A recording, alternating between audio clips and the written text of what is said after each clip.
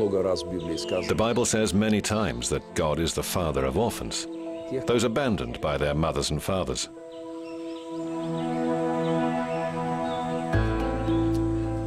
He's their father. I'm sure he called me to serve these children.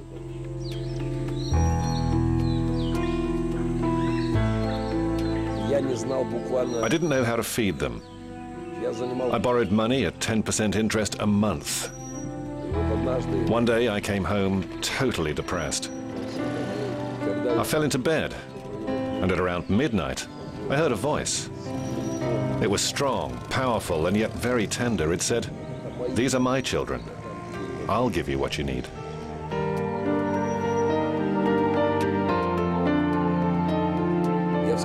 I jumped out of bed, knowing that something extraordinary had happened. I woke up my wife. I said, "Lena, I think God just spoke to me, and he said that these are his children, and he'd give me whatever I need." Lena said, "Calm down. God will keep his word," and then rolled over and fell asleep. And 3 days later, something incredible happened.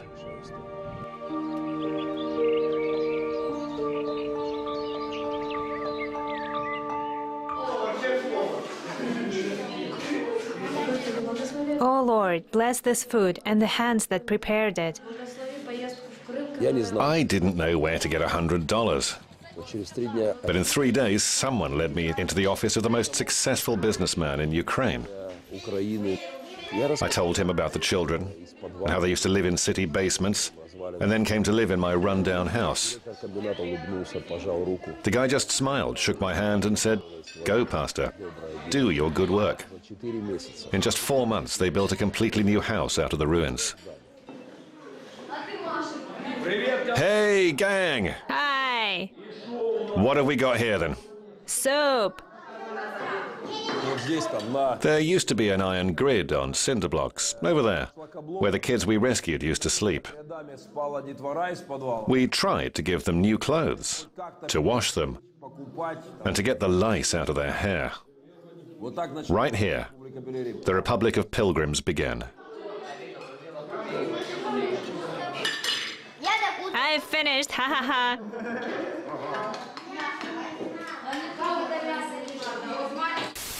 Don't hide. We're not. How are you feeling? Okay. You want to keep living like this? That's the condition those kids are in when we rescue them from the basements. Their arms are covered in syringe marks, heads full of lice. We pull them out and clean them up. His name was Artur. He lived in basements from the age of 8. He injected drugs 7 times a day. He died of AIDS at 14. I'm a pastor, so I know what should be done when someone dies, but honestly, I just couldn't do anything. I was devastated. I was on my knees before the kid. I cried, and it was amazing how much the boy consoled me with kind words. He had no illusions. He knew he was going to die. For the first rescues, we just went to the nearest crossroads, packed our cars with 25 or 30 kids. We brought the whole group back with us. Listen up, guys. No fooling around on the route. No one overtakes me, ever. Oh, come on, Dad. The first 70 kilometers, we'll be gently climbing up the hill. The mountain passes are awaiting. They'll turn you into men. Ride in pairs.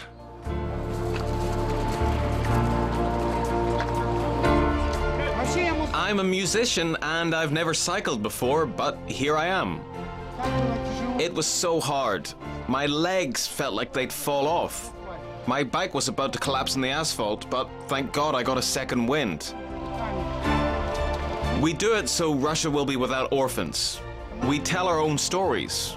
We were orphans ourselves, even drug addicts. We lived in basements, but people took us in and we changed. There's nothing scary about it. You see, we're normal, healthy people. My car always had a dreadful smell. The stench of homeless children. It's simply beyond description when we took those filthy teenagers from the basements. People who got into my car asked if something had died in it. I kept saying it's okay, everything's fine. Andrei's case is special. He's one of the first guys who came to the Republic of Pilgrims. You thought you were just changing your clothes, right? Yeah, to change, to eat, as far as I remember. I came to the Pilgrims when I was 12. I lived on the streets since I was 6, right where we are now. I spent nights in basements. I saw drug addicts. I even sniffed glue.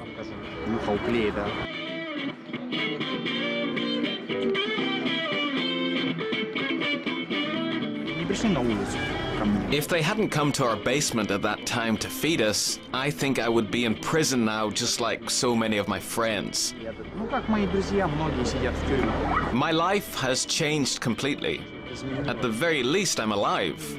I'm studying at the conservatory now, playing music, which is what I like.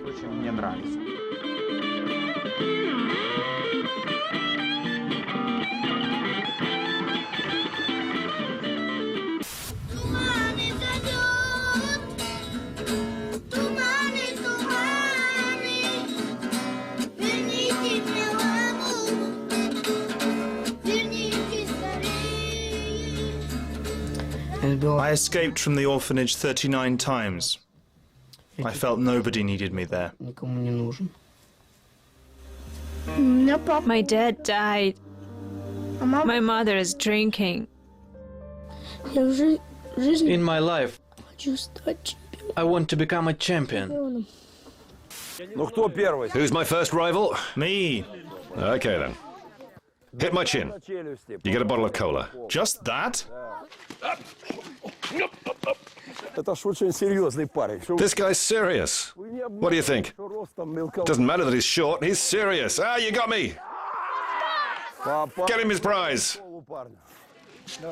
Joking aside, having a boxing match with the president of the Republic of Formerly Homeless Pilgrims? Oh, it's a thankless task. You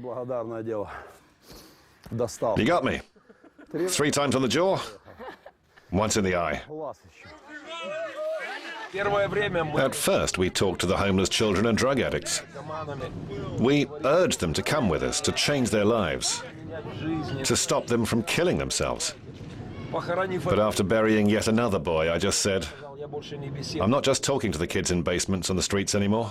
If it's a homeless child, we just take him with us. We've had enough! We've had enough! We waged war on drug dealers. We kicked up a fuss in the city. We started picketing places where they dealt drugs. Obviously, there was intimidation. They threatened to kill me. Right here, under this window, thousands of boys and girls ended their lives with a fatal dose. Look at this boy. When I found him in the basement, he never stopped swearing. He said, "Don't touch me, just let me die."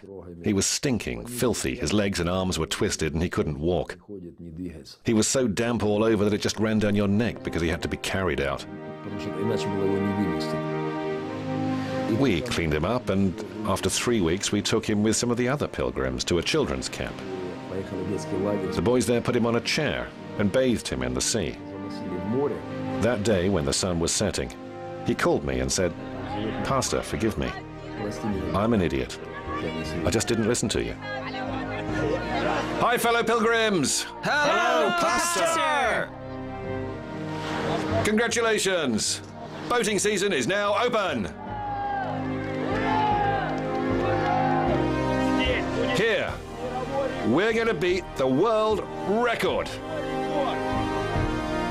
For how many people you can fit into one boat. The last one in is an elephant. Calls a pastor.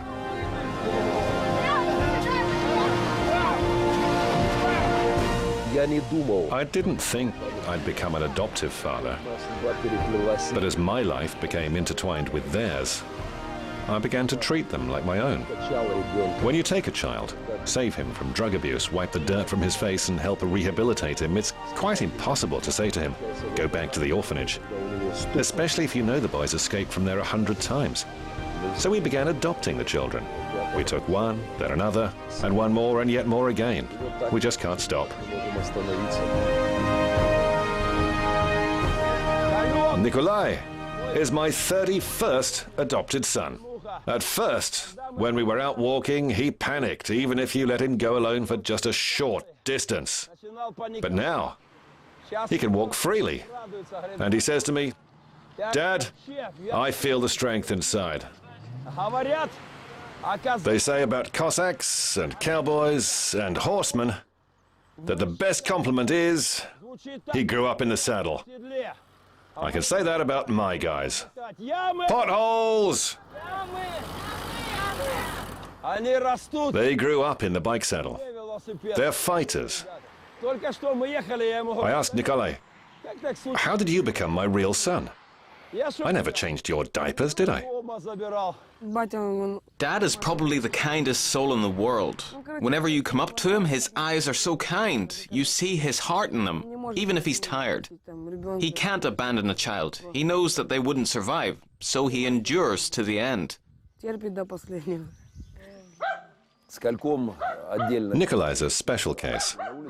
The first time he was seen on the street, he was just 2.5 years old. He couldn't talk yet. When we asked where he lived, he just pointed to a rubbish dump.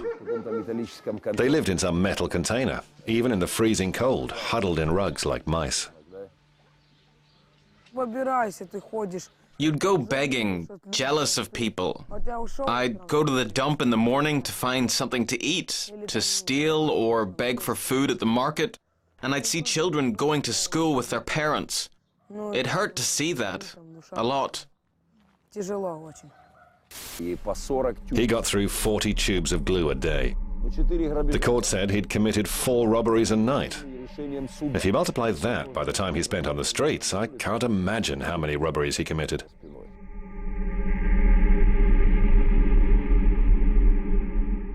You get high from the glue and you go stealing and looting.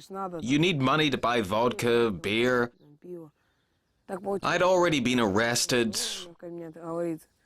waiting for the trial, and Dad took me into a room and said, "Listen, Nikolai, your mother's died. You can go either to the orphanage or to me." I didn't think it would last too long because he was utterly beyond control. He went hysterical and ran off. But gradually the boy calmed down. Today I'm sure that he's one of the most promising guys here. He's very talented. He talks even more than that donkey from Shrek. That little donkey, he's got nothing compared to Nikolai. I want to become an actor and play in comedies. I like comedies a lot. I've got everything I need now. I've got a childhood. I love it when people just pat me, just stroking me on my head or back. It's because when I was little, my mom was busy and she had no time to do it. I don't know why. Maybe because she drank.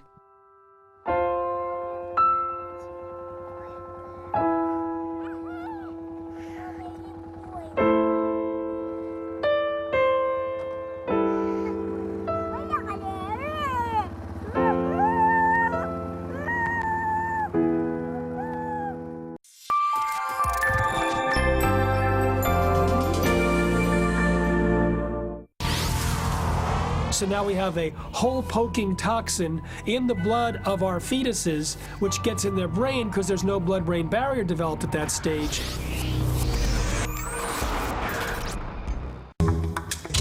Do we speak your language? Want news, programs and documentaries in Arabic? It's all here on RT. Reporting from the world's hotspots, VIP interviews, intriguing stories. Are you here? Then try RT Arabic. To find out more, visit arabic.rt.com. Okay. I, David Crockett, welcome you to Tangier Island, Virginia. It's a little island in the middle of the Chesapeake Bay on the Virginia side in Accomack County. Around Tangier Island, the Chesapeake Bay probably is one of the best areas in the country for salt crabs. This is an old picture of Tangier Island before the channel was cut through. All here, going way up here, is gone. Right here are some of the headstones from the graves that were here. This was a Pruitt. That's what we don't want happen to Tangier Island. We want to get some protection and make sure that we don't go into the Chesapeake Bay like Uppers did in other communities.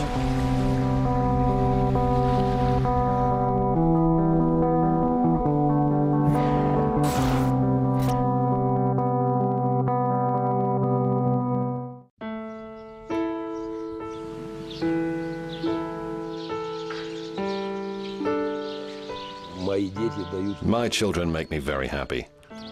All I have to do is just to look at my little eagles, and my soul feels good. Just recently I saw one of my sons, who's 16, sleeping with his arms around a teddy bear and Mickey Mouse. Tears came to my eyes. This boy spent his childhood begging. He earned money for his parents, which they just spent on drink. It's a great joy for me that I can give them a childhood. Up you get, Fire Brigade. Good morning to you, little rabbits. A new day begins. It has some questions in store for you. I hope you can accept the challenge. Up you get. I grew up in a family of alcoholics. I was afraid to go home because I feared finding my parents had killed each other in a drunken fight.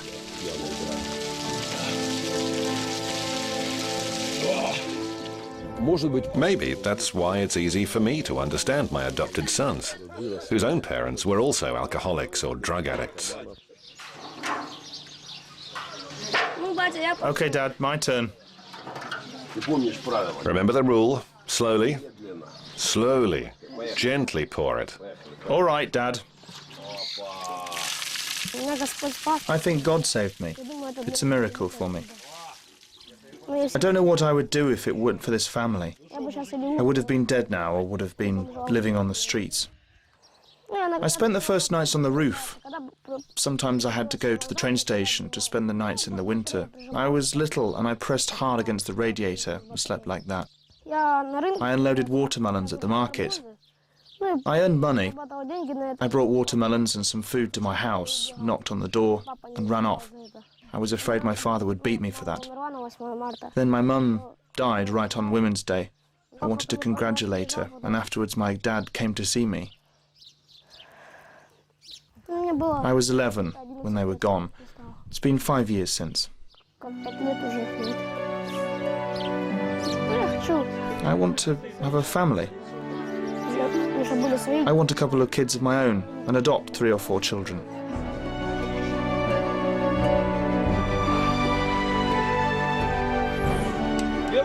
You don't find cyclists with a figure like mine. They're all lean like Bogdan. When we go up the hill, I have my tongue on my shoulder. He's just smiling. It's coming. I can see it coming. He'll be having fun while his dad's half dead. Dad, let me go ahead. Go ahead, son. Look at him go. We come closer to our dream little by little. We don't pay attention to roads or nature. We're pedaling to achieve our goal. We went past one village and right after we left it, 3 children were adopted there, after we told them our stories. We save other children by showing off who we are.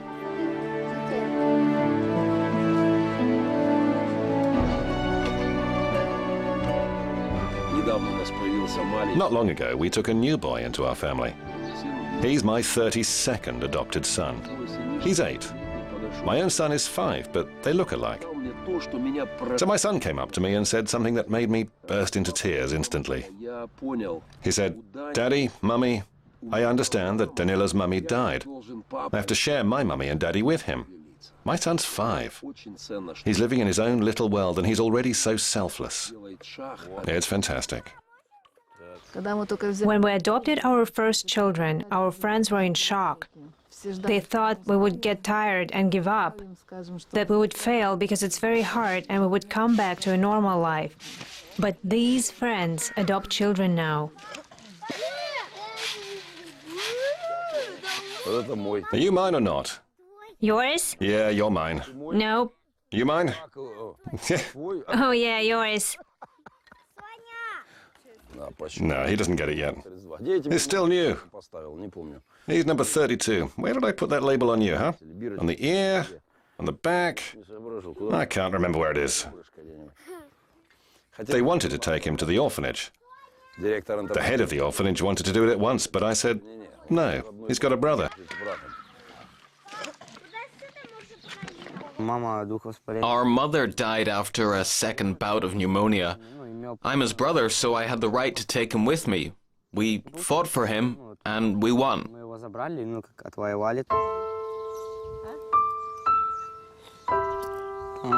He's crying because of Mom. Maybe God wanted to take our mother, and it so happened that he came to us.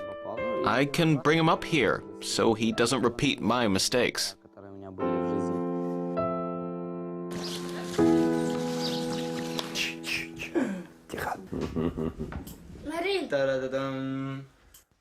Let everybody see her. Pass it around. Pass it around to everyone. Marina, hi! Marina found her brother. Then she learned that she had one more brother too. She was looking for one and she found a whole platoon. We were small when they separated us. She was adopted when she was 8. They took her to Italy, to Milan. I was hanging out on a Russian social network and a friend request popped up. I looked at her photos and I saw at once that it was my sister. Dad didn't believe me at first, but I showed him the photos and said, look, the nose, the teeth, the hair, everything's like mine. We're alike. Then we called via Skype and we talked. I cried like a baby, simply out of happiness. I always remembered her. I'd been looking for her. Do you know any poems in Italian? Oh, that's not easy. Quale nella tristizia di Ligurgo si due figli a rivedere la madre, tal fecero, ma non ha tanto di insurgo. A round of applause. Cool.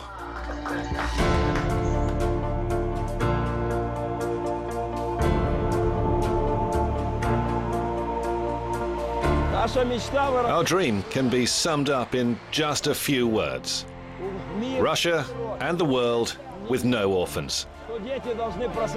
We don't want any children to wake up in orphanages.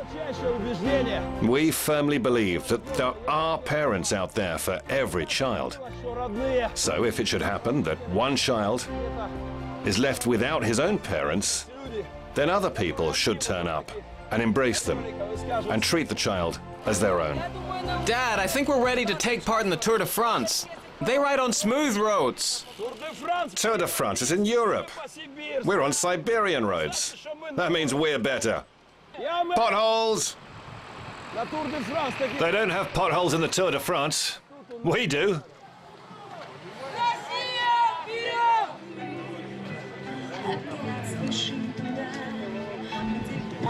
This team has covered more than 10,000 kilometers.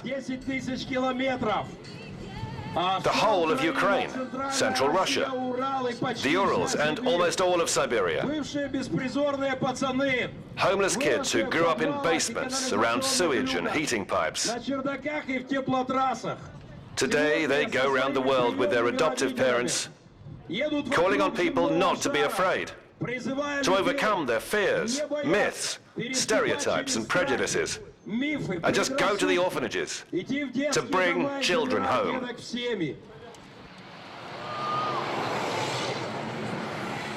Едем, едем мы вперед! За Россию без сирот!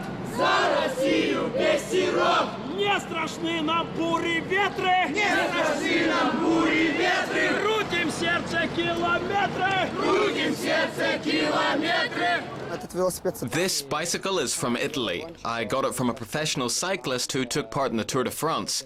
Our dad told this guy about his dream and he gave this bike to him. My sister was adopted and she lives in Italy now. I dream of seeing her. I hope that in the near future I'll be able to go there and see her myself. Onward, Eagles! Speed up, my Eagles!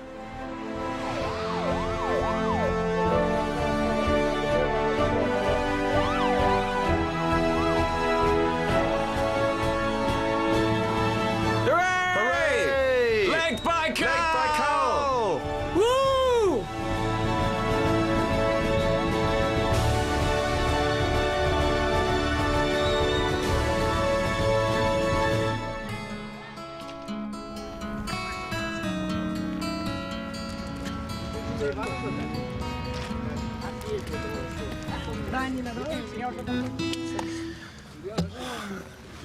I cried with joy today. You